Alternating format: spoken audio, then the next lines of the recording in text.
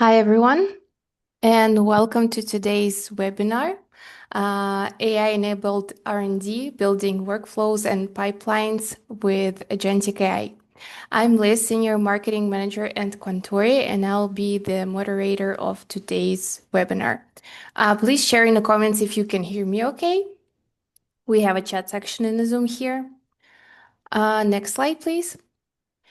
We're excited to have with us Dr. Yuriy Gankin, Quantori's Principal and Chief Scientific Officer, and Dr. Alisa Vershinina, Senior Business Analyst and Scientist.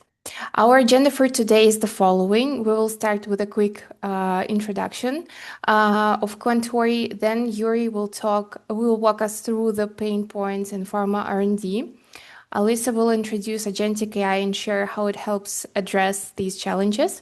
We will also explore a live demo. And finally, we will wrap up with a Q&A session. A quick note, please submit your questions in the Q&A panel on Zoom so our speakers can address them at the end. You're also welcome to use the chat to share thoughts and interact with fellow participants. Now, before we dive in, let me briefly introduce Quantori. Next slide, please. Quantori is the premier digital services partner for life sciences and healthcare companies worldwide. We deliver end-to-end digital and AI-driven solutions from discovery to clinical trials. In addition to project work, our teams also actively contribute to scientific publications. We have over 30, and we are proud to be recognized by Everest Group's Peak Metrics Assessment as one of the leaders in the life sciences digital services. But first, before we move on to today's main topic, we would love to get to know our audience a little better.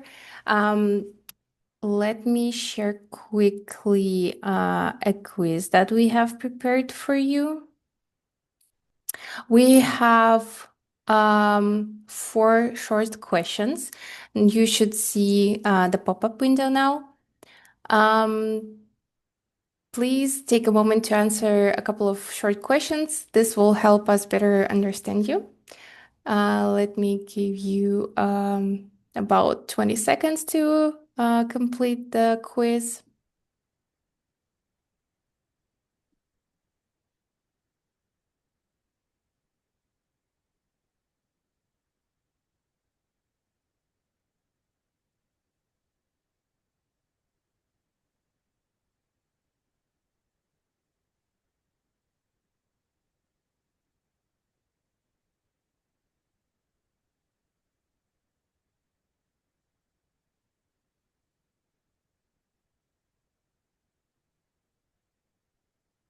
Okay, awesome.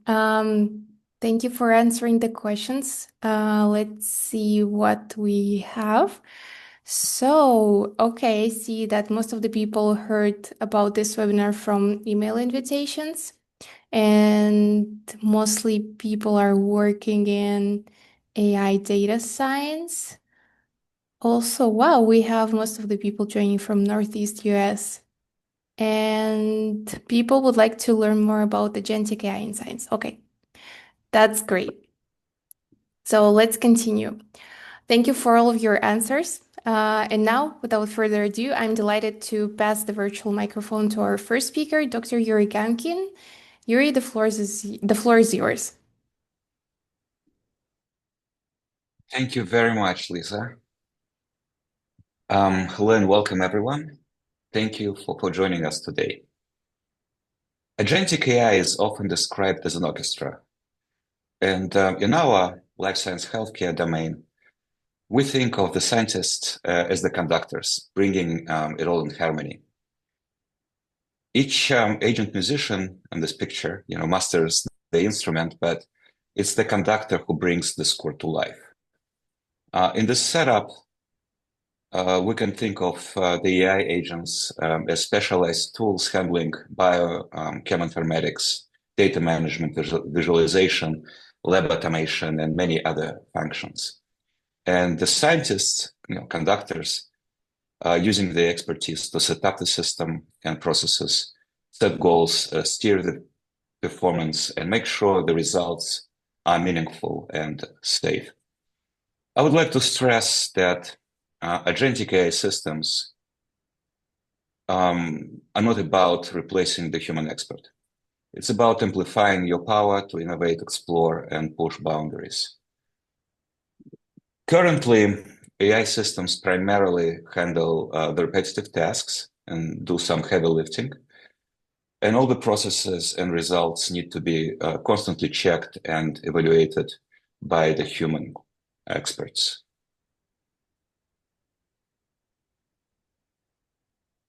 Next slide, please. Yes.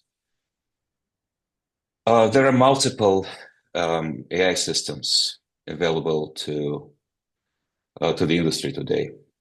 Why would Quantori, bother to develop our own systems and approaches? We believe that specifically for the healthcare life science industry, there are still gaps, and we would like to fill those gaps. So there are multiple open access LLM and AI systems, self-hosted or cloud-based. And those are not life science specific, which is very important for our industry because our objects and our models are different from the ones used in other industries. Open systems usually don't have plug-and-play integration capabilities. Importantly, there are no enterprise-ready features such as robust user management and monitoring. For our industry, compliance and data privacy are especially important, and those regulations are not addressed in most open source solutions. And also, open source solutions have limited scalability and optimization and issues of maintenance and support. There are also multiple commercial solutions, which are usually not life science specific. Models are not tuned for example, drug discovery, research, or clinical workflows, although there are elements which support those processes and workflows. If you opt for a commercial solution, the technology lock-in becomes an issue for some of our clients. Some of the solutions are expensive and resource intensive and restrictive in many ways. Having said that, there are several great solutions available commercially and through open source access, but few of them, if any, are tuned specifically to our domain.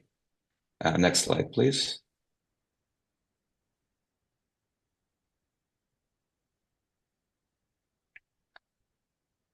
So there are specific challenges in the life sciences and healthcare. And there are many solutions available today through publications, open source, and commercial providers. What's special for our industry is our bio-LLMs, which in many cases are different from typical conversational LLMs. We use different foundational models to avoid hallucinations and to get comprehensive answers to extremely difficult queries. And data sources are also specific to our domain, and some are complex and not handled well by available platforms, whether open source or commercials. There are many foundational models and specific models which appear every day, which need to be integrated in a good system, good AI system. For example, Google came up with TX Gamma and Med Gamma, which are tuned to healthcare life science domain and can provide great results in our tests. We also look at different tasks such as genomic and DNA sequence modeling, antibodies and immune repertoire modalities, single cell analysis, and many others. And Alisa will delve into specifics of those workflows and processes. And each of them have specific bio LLMs, which should be integrated into a meaningful system. And we provide those integration capabilities. Integration capabilities in terms of inclusion of integration of specific bio LLMs and foundational models and data sources, whether available publicly or proprietary data, which our clients have developed. Next one, please. I would like also to pause here for a quick questionnaire. We would like to learn about which AI platforms do you use. Please answer. I think about 15, 20 seconds should be enough. It's a very quick questionnaire. It will help us also to fine-tune the presentation.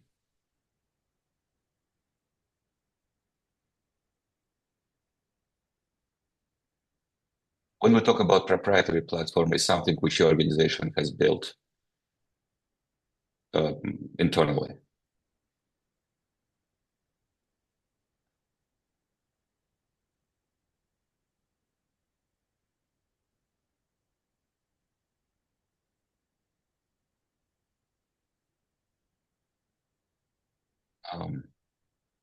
Yes, so most people, as we expected, use open source platforms. And offline, I would like to discuss with you, if you're interested, which issues do you see with those platforms and challenges and also benefits. So thank you very much for your responses. Alisa, the floor is now yours.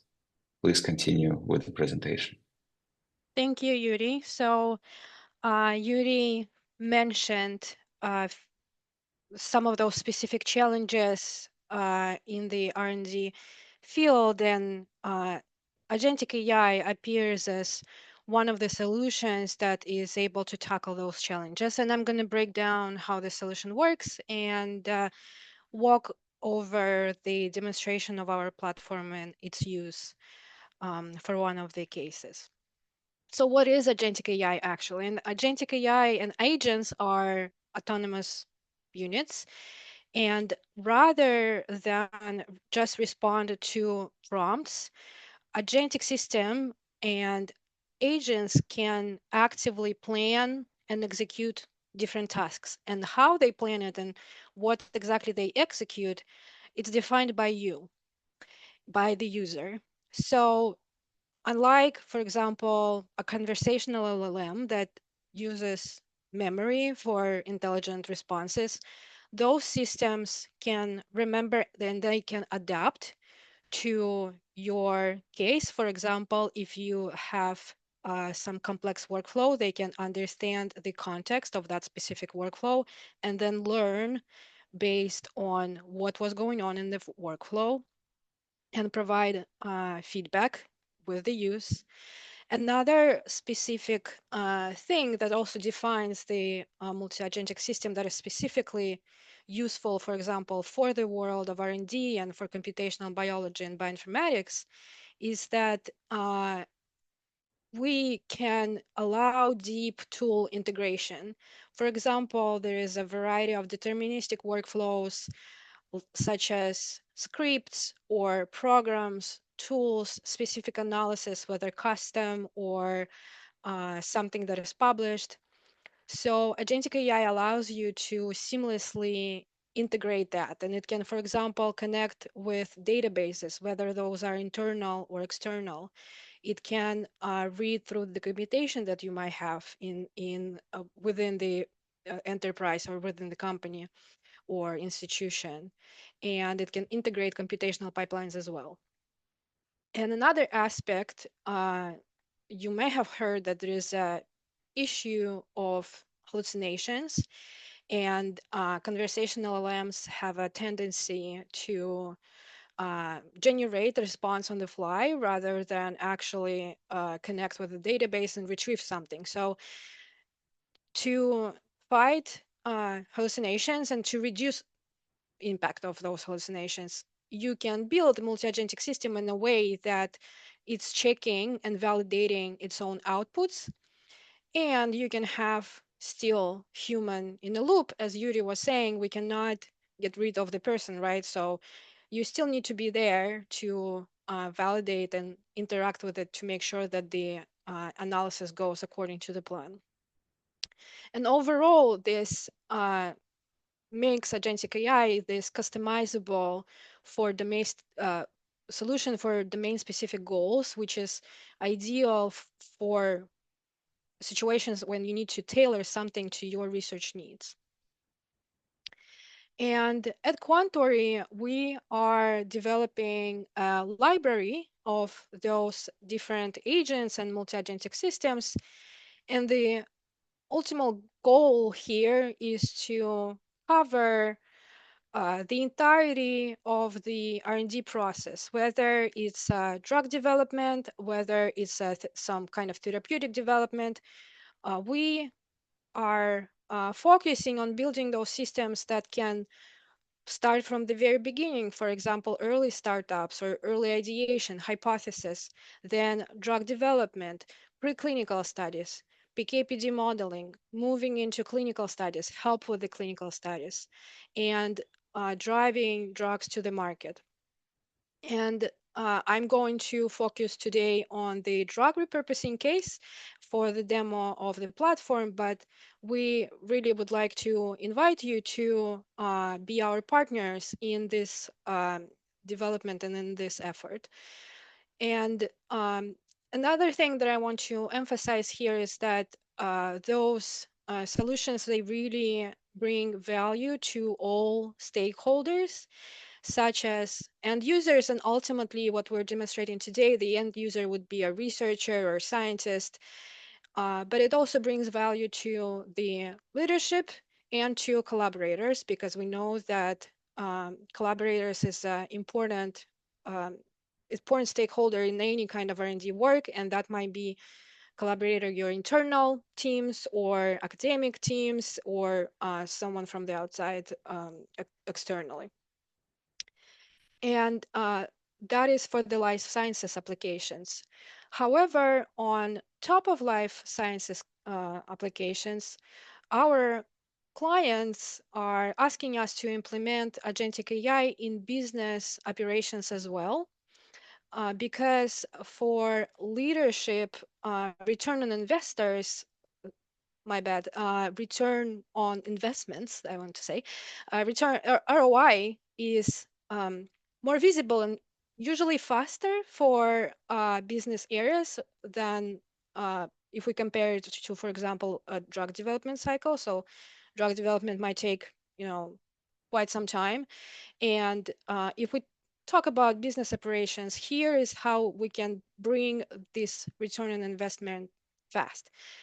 And so clients are life sciences companies that have this life science specific life, and they're really interested in optimizing and using this solution to support their business excellence. And those cases are also highly specialized, and we tailor them to specific needs.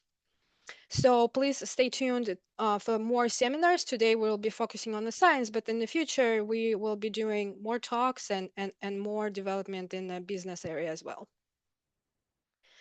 And to wrap up our orchestra analogy, I would like to again say that I don't think that the AI is going to come over and take our jobs. We still need you, and we need the researcher, and we need the leader, and we need collaborator to make this orchestra working and making music. So let me move on to the demo, and I'm gonna start with demonstration of our multi-agentic system builder. So that builder allows you to design the kind of system that you want. So I'm gonna show a video in a second.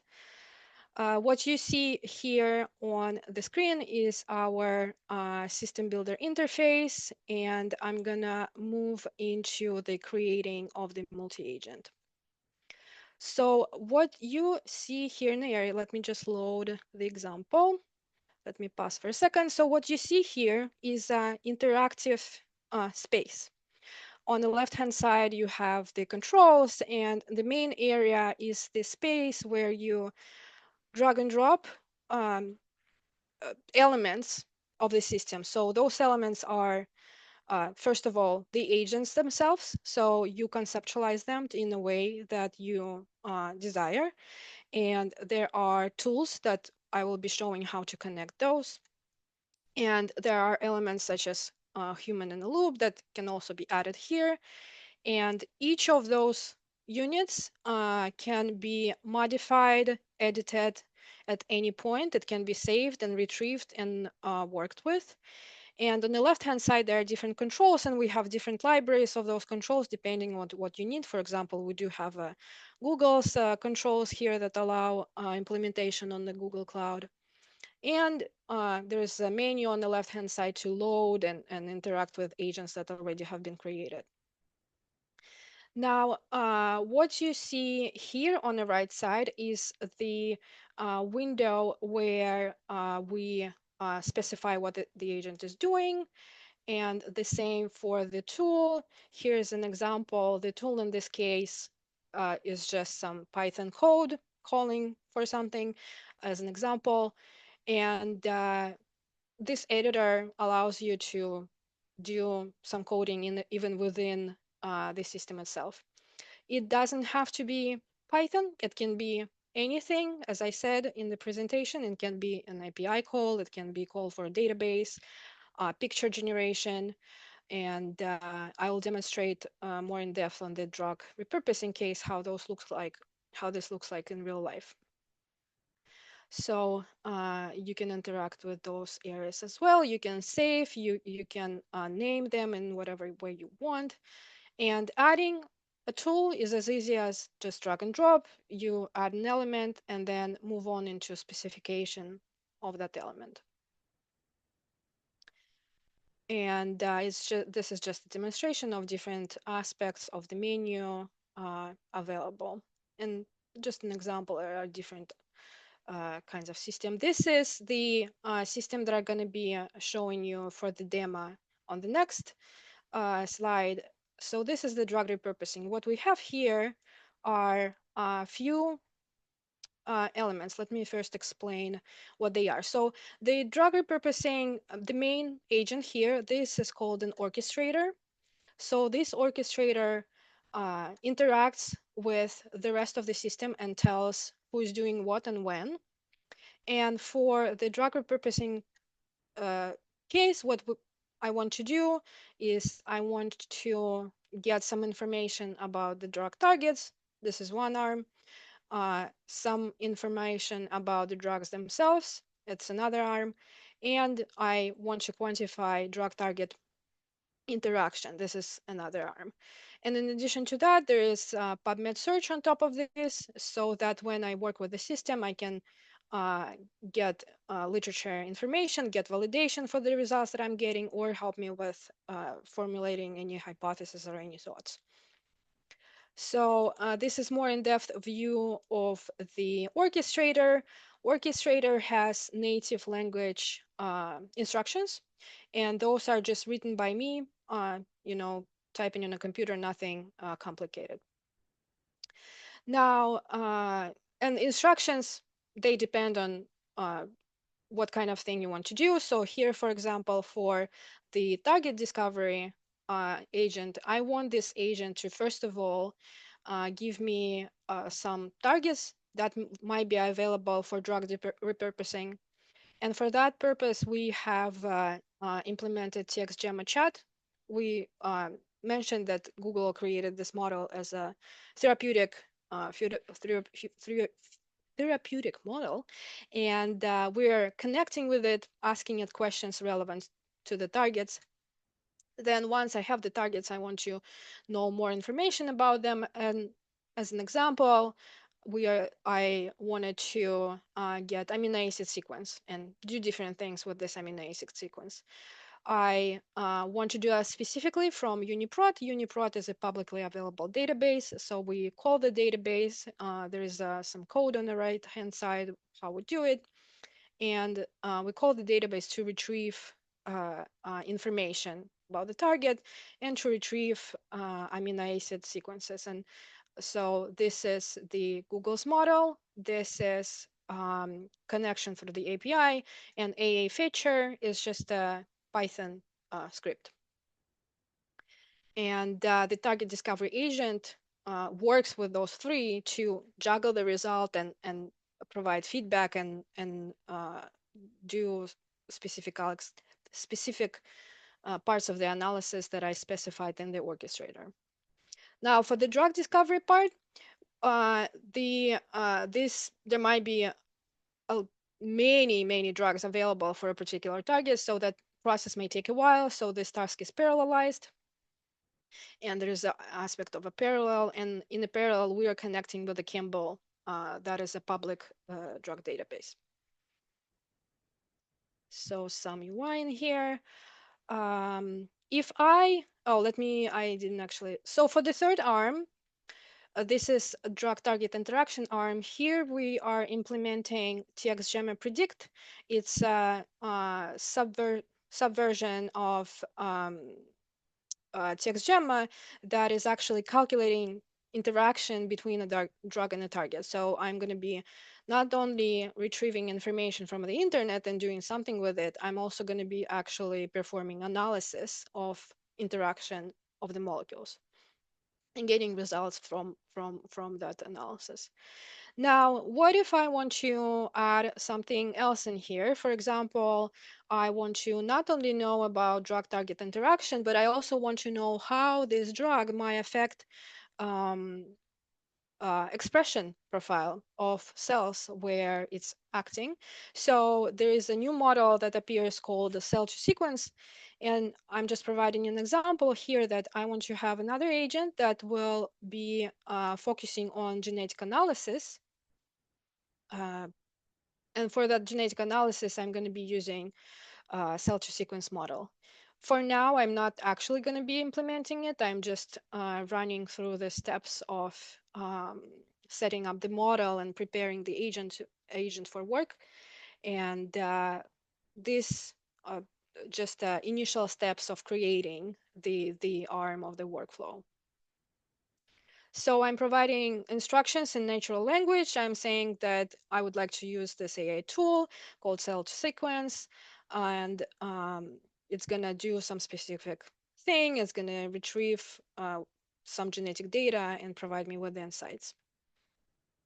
And after creating this in natural language, we have LLM within the agent builder itself, which has an ability to work with your request prompt and formulate a way better instruction in a quick way.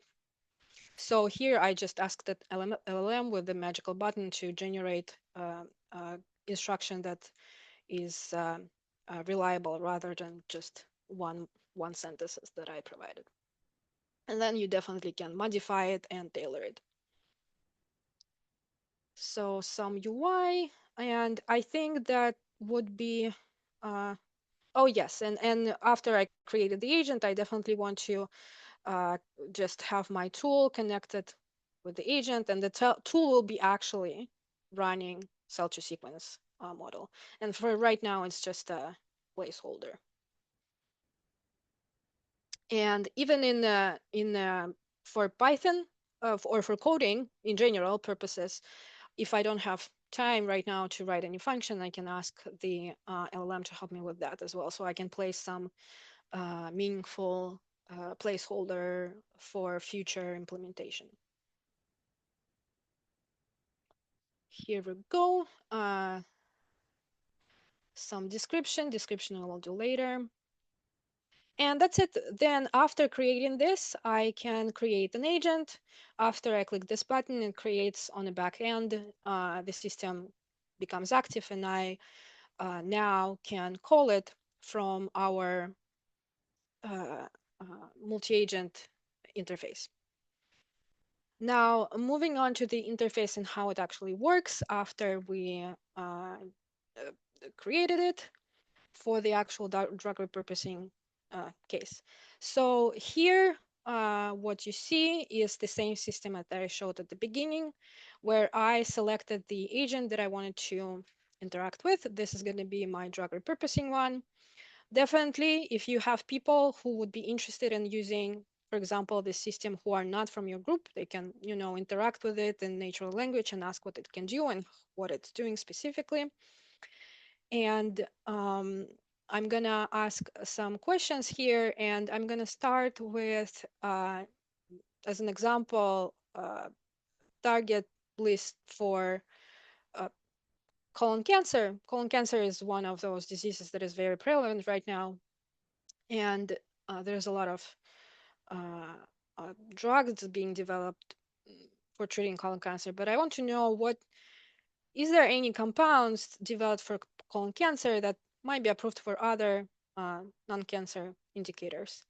And what you see here on the right side is the interactive window and where you can work with the system. And on the right-hand side, you can see what exactly is happening on the back end. So I was showing you this uh, like a flow picture of in the builder. The state graph shows what exactly is firing up in the flow when we are asking our questions. So that is a case where you actually, instead of being in the dark about what's going on in the background when you're asking, LLM things, you actually can see what is going on. You can track the status, and you can see which agents are active and what they're doing. So this is at the top, and at the bottom, you can see a log of those entries. So whenever you do any kind of request or whenever you do any kind of analysis, you automatically have records of everything that is going on there, which you then can use to either modify your system or you can save them for future reference. For example, if you use any of this analysis for, I don't know, for example, FDA submissions, you will have to present those logs with timestamps. So you can, you have the ability to do all of that automatically out of the box. Now, after I asked about the cancer, it provided me with some targets, and I want to focus system on one specific target. It's a PD-1. It's a programmed cell death protein, which is a very interesting molecule. It's a receptor that is a common target for different cancers because it's a immunospecific checkpoint. So I'm going to ask the system to focus on this PD-1 and do analysis with this specifically. You can definitely choose any other one from the results that you got before. So we are finding some UniProt IDs, and next thing that I want to do is I just want to, take a look at the amino acid. Maybe I want to make sure that the system is actually giving me PD-1, and maybe I want to take it and do some kind of analysis with it or do some searches, and I'm going to ask the system to get me a protein sequence. Definitely, depending on what you need, you can add a component that is going to do the task that you need. Here's the FASTA formatted sequence for this UniProt ID. And the system was asking me what are the next steps that you want to do. So I would like to find some compounds. And this is where we are connected with Campbell. And so you can see on the right-hand side that you now have another component firing up and connecting with Campbell and retrieving information about the drugs. So after some time, we get the list of those molecules. We get what we call an artifact as a table, which is actually saved on the back end with specific information about the molecules. And the next thing that I'm going to do is I want to use TXGEMMA predict to predict an interaction between one of those molecules and the target. So I choose remicidine because it's one of the popular ones, and we're going to run the model and do analysis. And again, what kind of analysis and how and what you get and how you interpret it, you also can tailor it, and you can specify what exactly happens at that stage. And I think I'm going to demonstrate here other logs, and there are some interactive windows, and if you can see specific logs, if you're, for example, seeing that the system is doing something weird and you want to fix that, you can definitely trace it back to error message. And in general, I feel like if you're coming from the world, for example, of computational biology, you definitely want to have a record of what was going on, so that you can analyze it later.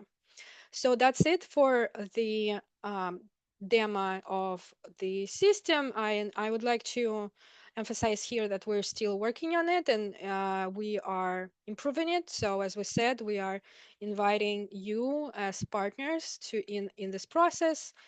And thank you for coming to the webinar today. I think we will be happy to take any questions. And if you want to talk more about it, feel free to contact us, contact me on LinkedIn, anywhere you see me, feel free. And I'll take it over. I'll give the floor to Liz.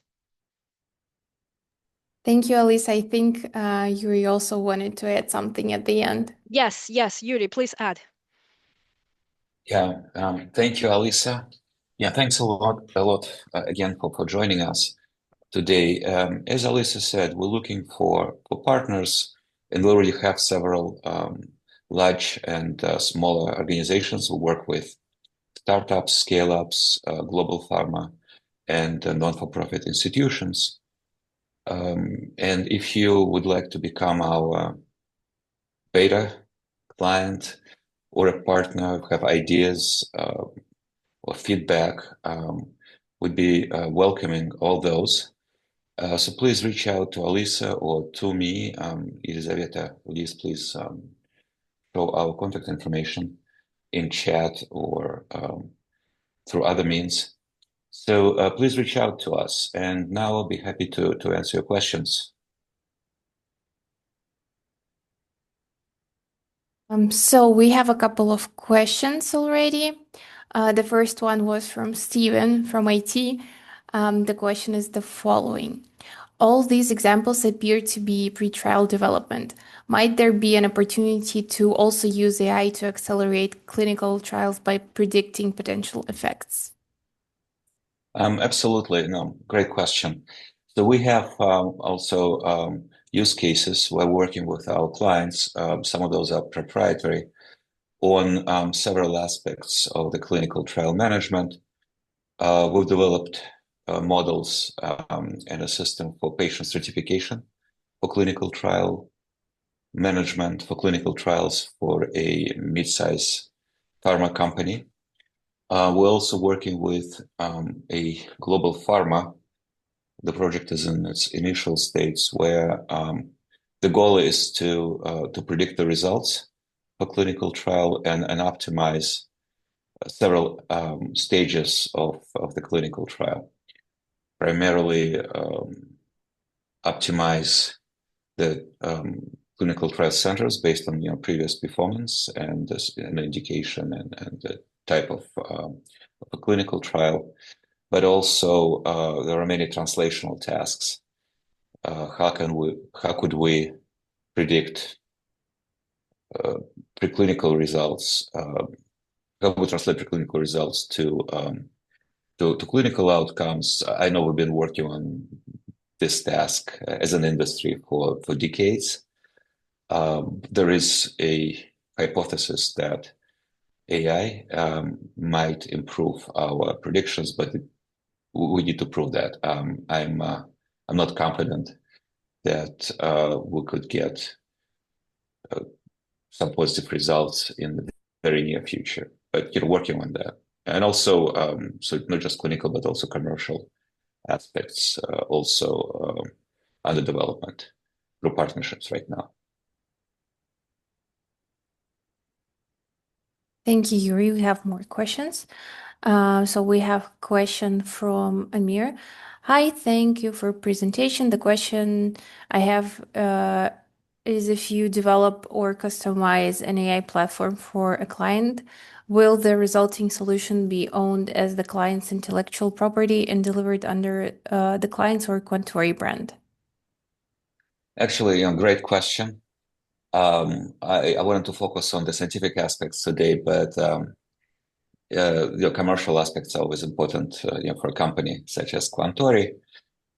Yes, there are several scenarios under which we work with our clients and partners.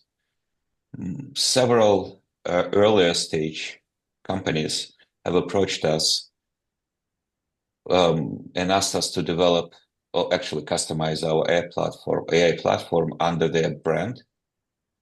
And we are happy to do that, right? So the benefit which clients get increased efficiency of the processes. B, clients get an AI asset, which is very important for the companies which are seeking investments. Right now, almost every investor is looking for the AI assets.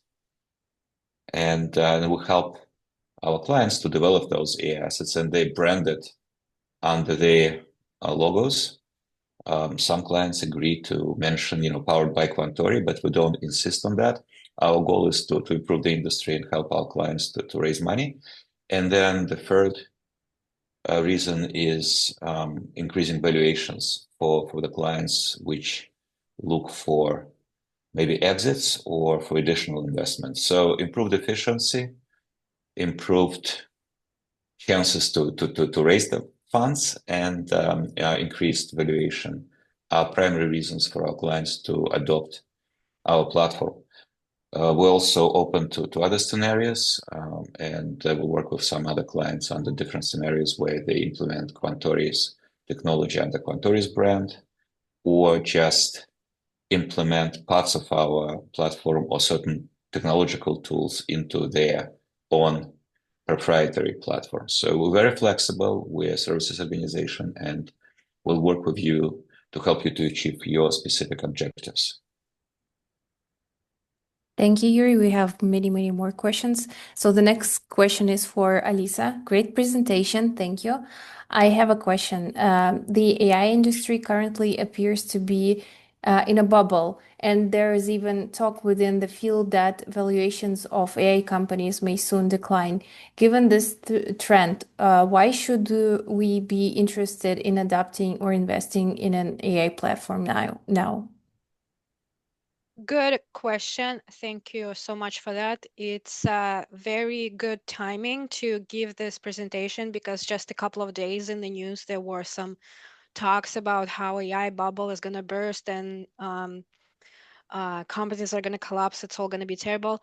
Well, in life sciences, our specialization in that particular field, we are just starting. There's a lot of things to do, and there is still value that is not brought in. As I was showing in Yuri was showing that slide about, for example, foundational models and bio LLMs.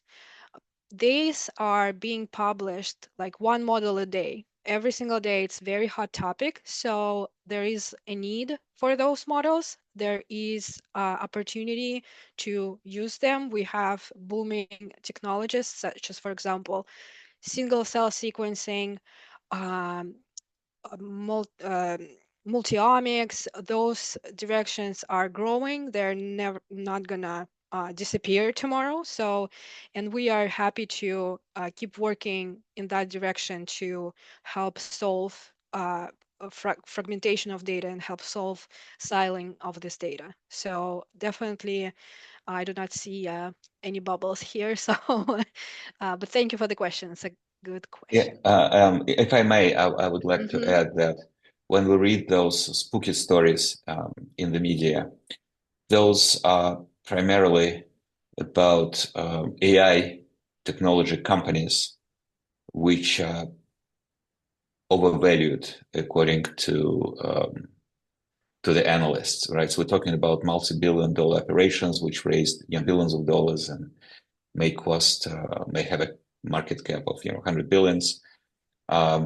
They develop rather generic AI technologies. ChatGPT 5 is not that different from 0.4, according to the experts and my own experience. There is a fear that foundational models are hitting the wall, and next improvements will be incremental. As Alisa mentioned, it's not true at all for life science.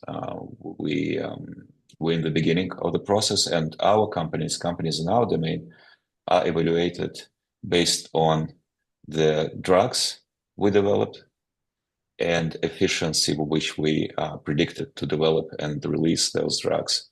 So AI for us is a tool. Rarely AI platform for us is a final product and the basis for a company evaluation.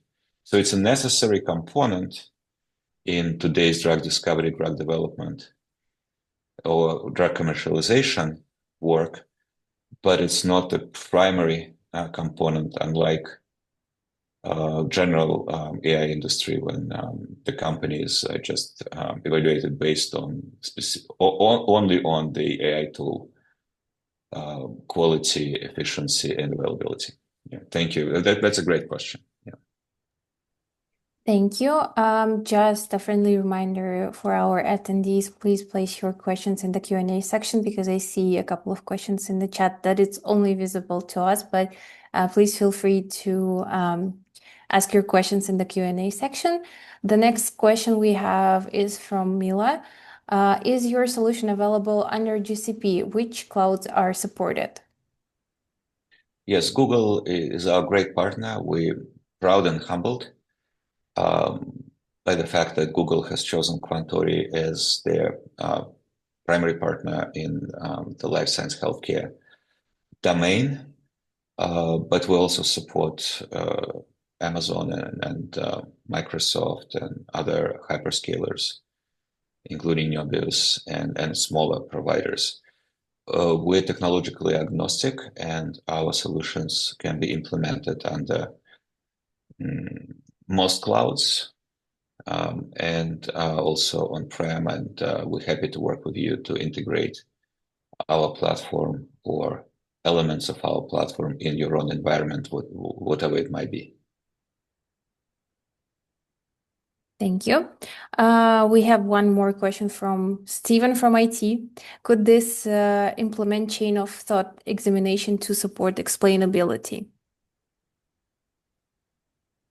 Yeah, it's a difficult one to answer. I think it would depend on a specific model which we're building. So agents in general allow us to increase explainability by a wide margin, actually, because we can break a complex task into smaller tasks, and we can explore the way the decision is made at a very granular level. We know where an agent takes the data from, right? We can decide whether to trust or don't trust the data. We can then explore the chain of events. Alisa showed several examples where we could visually appreciate each step within the process, and also look at the code level, look at the prompts, at the logic which agents employ to come up to the decision. So I would say that well thought through and reasonably granular agentic system can provide more visibility and explainability than just a generic or general, conversational model, where you ask a general question and get an answer without getting insights into how that answer been obtained. Having said that, explainability remains an issue. Neural nets and models which are used in AI are not transparent by definition. So I believe that another way to increase explainability and transparency is to integrate more deterministic methods, tried and true methods which we have been using for years. Agents could be bioinformatic tools. Agents can be cheminformatic tools. Agents can be simpler statistics, biostatistics, or clinical statistic tools, which provide a lot of visibility and explainability. We're not there yet, but I think we can step by step increase those important parameters.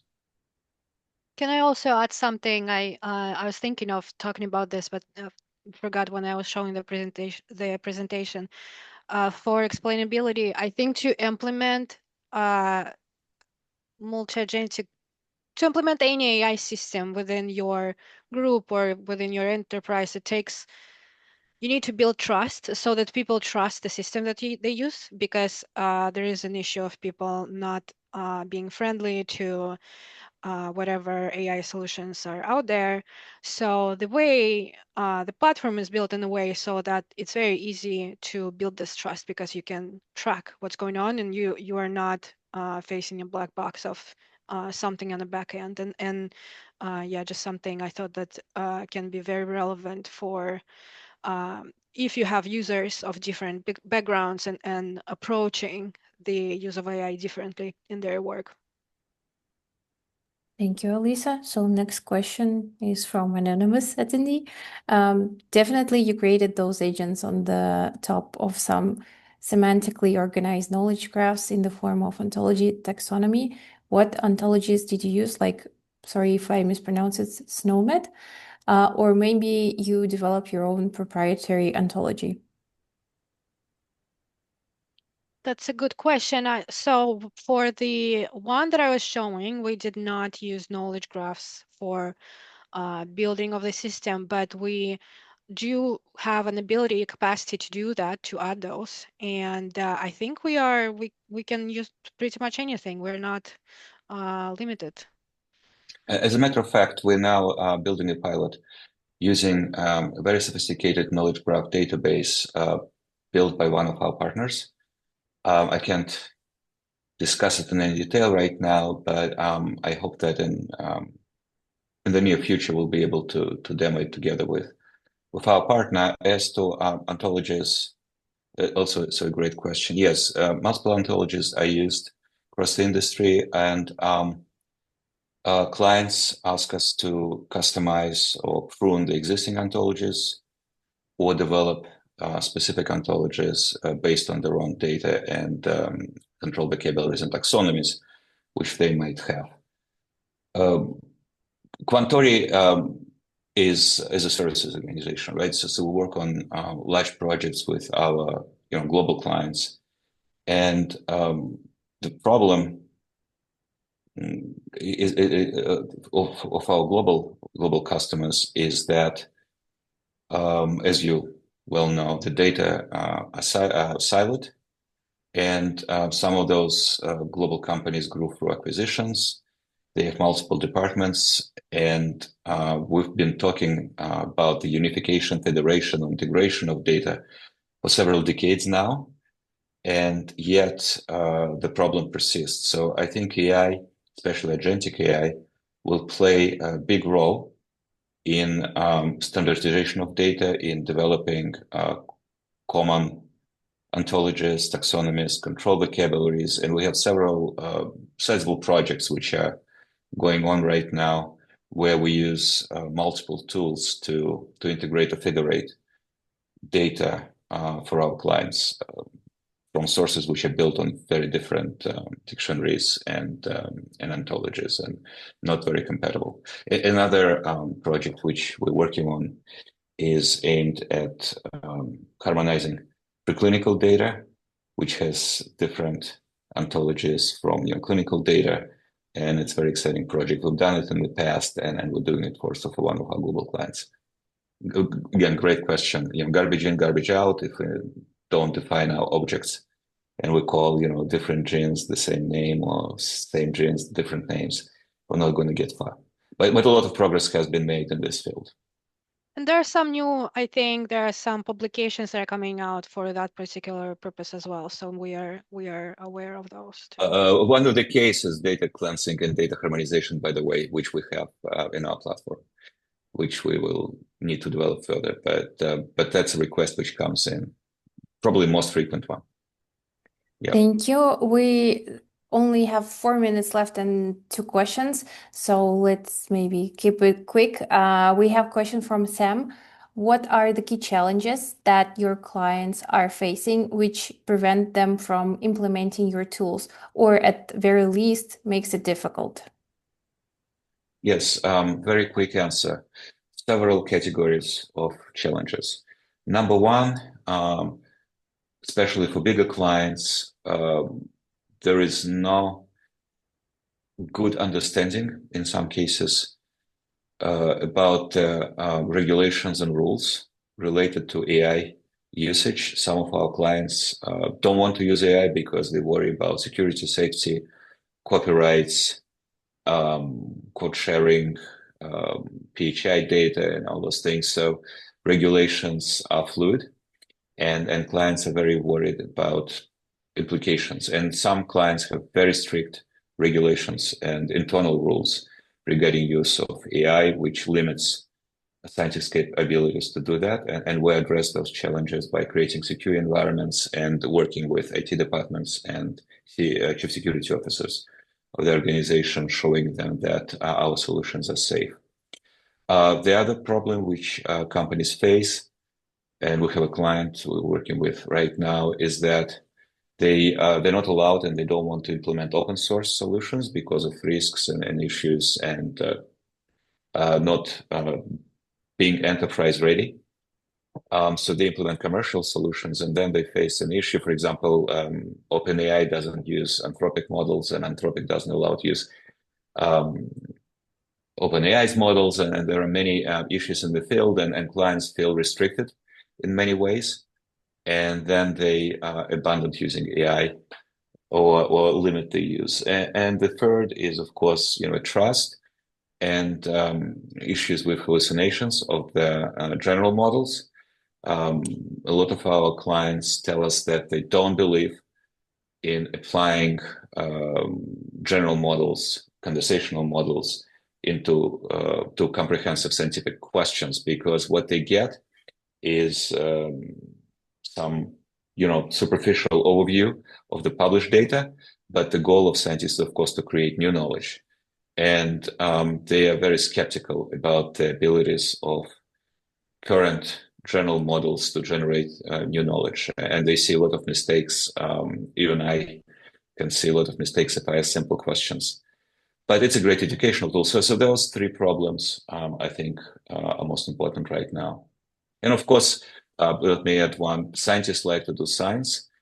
Scientists don't have time to study technology and delve into, developing very detailed prompts and other things.